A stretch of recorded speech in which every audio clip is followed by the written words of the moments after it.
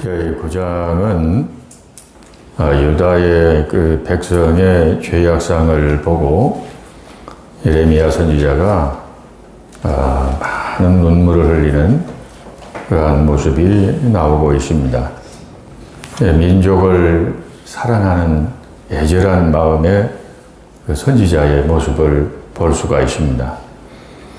1절에서 9절까지의 말씀은 유다 백성들의 그 생활상을 지금 말씀을 하고 있습니다. 정치 지도자들, 제사장들, 율법사, 서기관 이런 사람들이 겉으로는 하나님을 잘 알고 믿는 것 같은데 그들의 마음은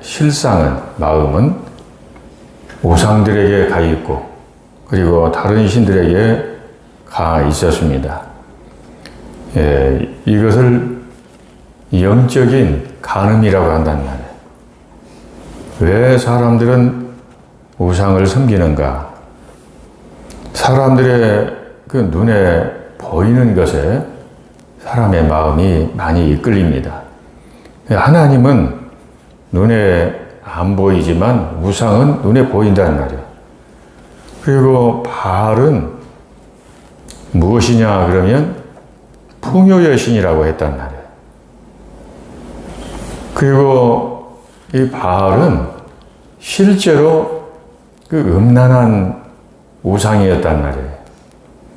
그래서 우상을 섬기는 그러한 곳에 성윤리가 무너지게 되는 것입니다. 영적으로 무너지면 육적으로도 무너지고 그래서 우상을 섬기게 될 때에 윤리, 도덕이 타락하고 정의가 무너지게 되는 것입니다.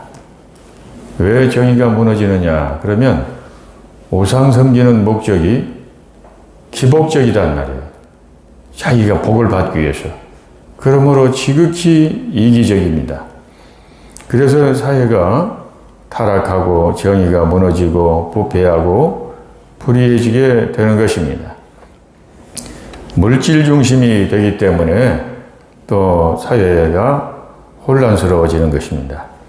예레미야 선지자는 하나님의 임박한 심판 때문에 많은 눈물로 애통해야 합니다. 3절과 4절의 말씀은 그렇게 우상숭배하고 또 다른 신들을 섬기고 하나님을 떠나버린 그 백성들, 형제가 서로 형제를 속이고 이웃을 거짓말로 속이고 이런 일들이 일어난단 말이에요. 사람을 믿지 마라. 형제를 어떤 형제라도 믿지 말라라고 말씀을 하고 있습니다. 사람을 믿고 의지하면 실망하게 됩니다.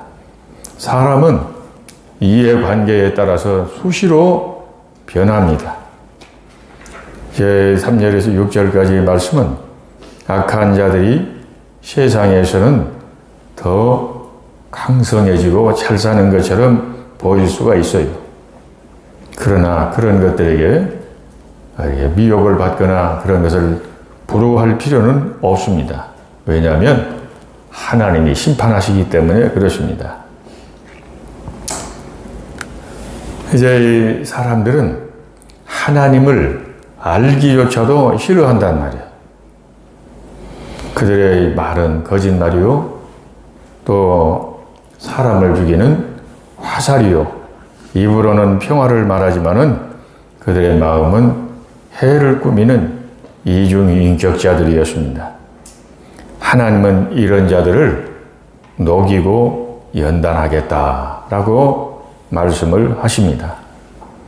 연단이라고 하는 건 곧 환난입니다. 여기서 연단이라고 하는 것은 전쟁을 의미하는 것입니다.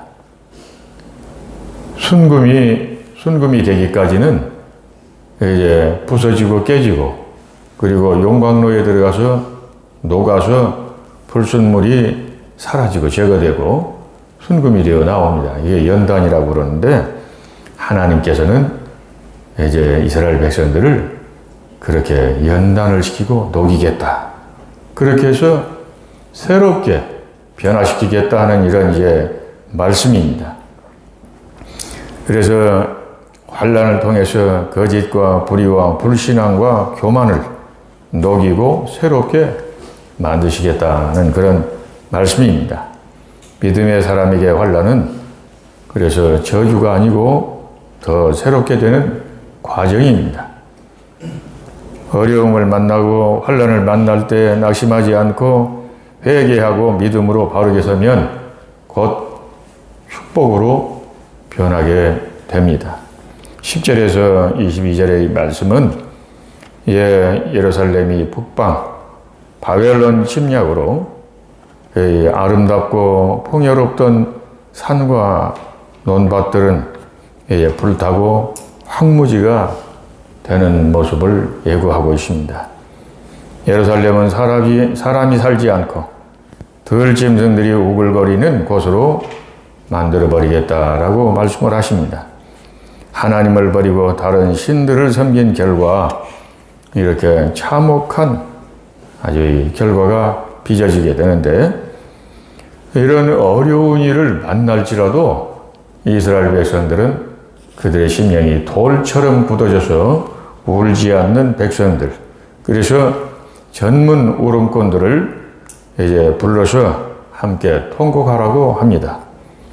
모든 재앙은 더러운 욕심의 결과입니다. 그래서 자연의 법칙이 바로 이 심는 대로 거두는 것입니다. 심는 대로 거두는 이 법칙은 하나님의 심판이요 정의입니다. 불량한 자들이 일시적으로는 잘 사는 것 같지만은 그 결과가 결코 좋지가 않습니다. 14절의 이 말씀은 조상들이 우상 섬기는 것을 보고 본받는 후손들의 모습을 말합니다. 우리는 믿음의 선한 본을 후손들에게 보일 수 있어야 할 것입니다. 15절의 말씀은 하나님을 떠나 우상 섬기며 부패한 백성들에게 곧 쑥을 먹이겠다고 말씀을 하십니다. 쑥. 요즘에는 뭐 약으로, 보약으로 이렇게 생각할 수 있지만은 성경에서 말하는 쑥을 먹이겠다 하는 이것은 그 쓴 것을 먹이겠다 하는 것입니다. 괴롭게 하겠다 하는 그런 말씀이에요. 그리고 독물을 마시게 하리라. 독한 물, 독물을 마시면 어떻게 됩니까? 죽습니다. 고통을 당하다. 그리고 여러 나라 가운데로 칼은 그 전쟁을 의미합니다. 그들을 흩어버리겠다 라고 지금 말씀을 하십니다. 하나님을 떠나지 않고 순종하면 평안과 복을 주시는 하나님이십니다.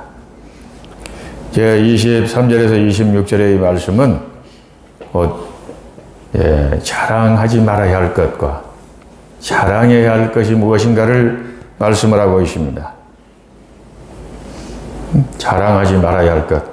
성경에서 말씀하고 있는 그런 이 말씀은 지혜로운 자는 그의 지혜를 자랑하지 말고 용사는 그의 용맹을 자랑하지 말라. 부자는 그의 부함을 자랑하지 마라 라고 말씀을 하고 있습니다. 많은 사람들이 자식 자랑을 많이 합니다. 그런데 자식 자랑을 하면 본인은 즐거워서 마음의 자부심을 가지고 자랑을 합니다. 그런데 우리 믿음의 사람은 조심을 해야 합니다. 왜냐? 자식 없는 사람도 있단 말이에요. 마누라 자랑하면 마누라 없는 사람도 있잖아요. 또 남편 자랑을 하면 남편 없는 사람도 있잖아요. 자기의 재산 자랑을 하면 재산이 없이 가난한 사람도 있단 말이에요.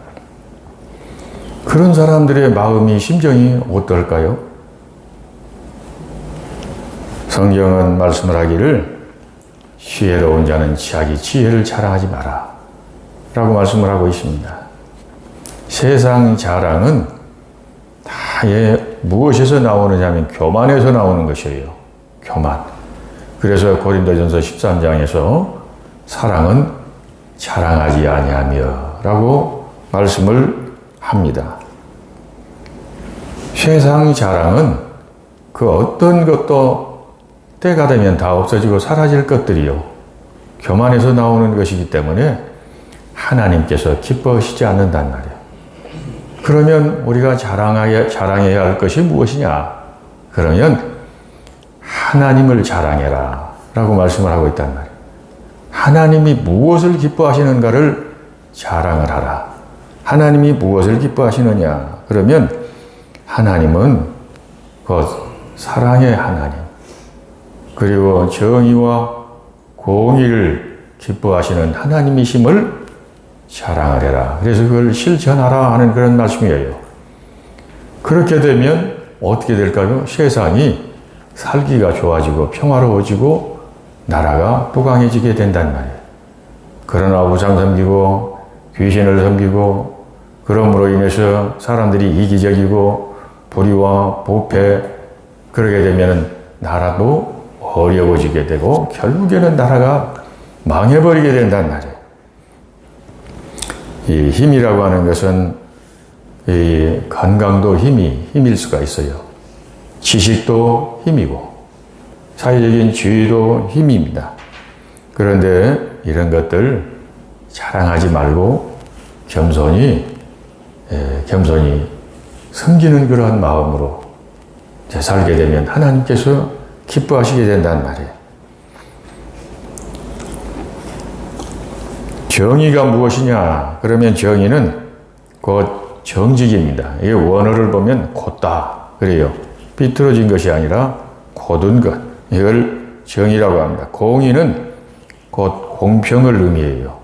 공평은 이제 저울을 탈 때에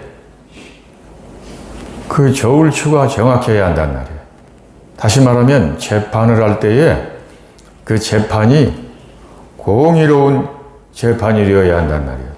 누구는 봐주고 누구는 안 봐주고 다른 사람은 이제 잘못한 사람을 잘했다고 그러고 그 사회적인 지위와 어떤 그 경제적인 힘과 이런 것을 보고 거기에 비추어서 당신 잘했다 이렇게 해버리면 공평하지 않단 말이에요. 힘이 없다고 해서 당신 악하다. 무죄한 사람을 이제 죄인으로 만들어버리는 그러한 재판. 이것은 공의로운 공의가 아니단 말이에요. 그래서 하나님께서는 바로 정의와 공의를 사랑하시는 하나님, 정의와 공의를 실천하는 그리스도인이 되어야 한다 하는 것을 말씀하고 있습니다. 그리고 마지막 부분에서는 하나님은 마음에 할례를 받지 않는 모든 사람들을 다 심판하시겠다고 그래요. 이방 사람들이나 그 이스라엘 백성들 주변에 사는 사람들이나 민족들, 그래서 애국, 유다와 에돔과 암몬, 모압, 이 광야에 사는 모든 사람들 다 마음에 할례를 받지 않는 사람들은 이제 심판을 하시겠다 그럽니다. 마음에 할례를 받는다고 하는 것은 곧 더러운 것을 끊고 사랑과 정의와 공의로운 생활을 해야 할 것을 말씀하고 있습니다.